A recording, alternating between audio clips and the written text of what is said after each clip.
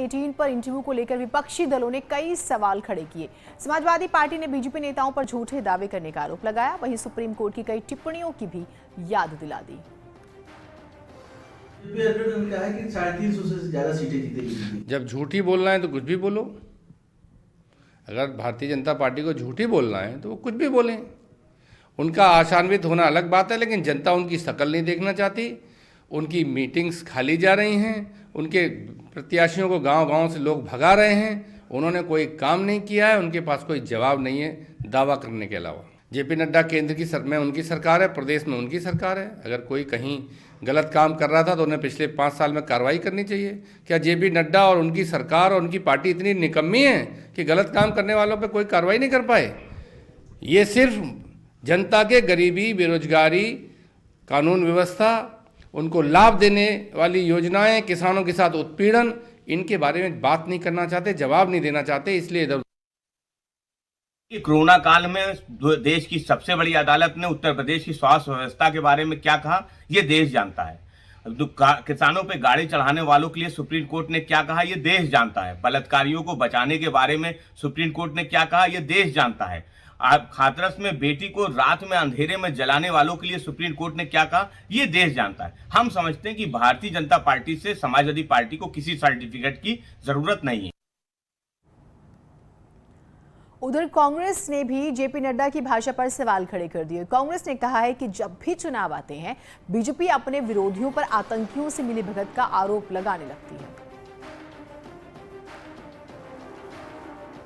जब चुनाव आते हैं तो भारतीय जनता पार्टी के नेता किसी को लंकेश, किसी को दंगेश।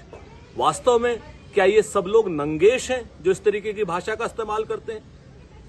चुनाव असलियत के मुद्दों पर होगा। नड्डा साहब, सांड भगाइए खेत से, खाद दीजिए किसानों को, गन्ने का मूल्य 400 रुपए क्विंटल कीजिए, गेहूं और धान का मूल्य 2500 रुपए क्विंटल कीजिए, थार की मार से मरे किसानों को मुआवजा दीजिए, शहीद का दर्जा दीजिए, बेरोजगारों को रोजगार दीजिए, महिलाओं को सम्मान दीजिए।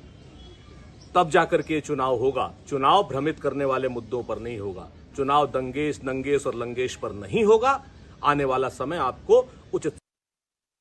जब चुनाव आता है तो भारतीय जनता पार्टी सारे विपक्ष पे इल्जाम लगाती है, आतंकियों के लिए सॉफ्ट हैं, आतंकियों के साथ मिले हुए हैं।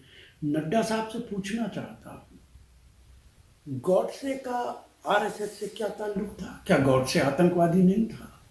साध्वी प्रियज्ञा किसकी पार्लियामेंट की मेंबर है? उन पे क्या इल्जामात रहे हैं? बाबू बजरंगी से क्या ताल्लुक है? दूसरों पे इल्जाम लगाने से पहले अपने गिरेबान को झांकना चाहिए। उधर बीजेपी ने जेपी नड्डा के अखिलेश पर लगाए गए आरोपों का समर्थन किया। उन्होंने कहा कि अखिलेश को दंगेश कहना जो है सही है। न्यूज़ 18 को दिए इंटरव्यू में जो जेपी नड्डा ने अखिलेश को दंगेश कहे जाने के बयान को सही ठहराया था।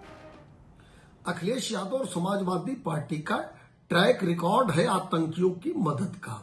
जब मुख्यमंत्री थे तो कचहरी बम ब्लास्ट के आतंकवादियों को छोड़ने की पैरवी उन्होंने की थी, जिस पर माननीय उच्च न्यायालय इलाहाबाद ने उनको लताड़ा भी था। मुजफ्फरनगर के दंगे हो या तमाम दंगे हो, उनके आरोपियों को मुख्यमंत्री आवास बुलाकर खीर खिलाया करते थे अखिलेश यादव।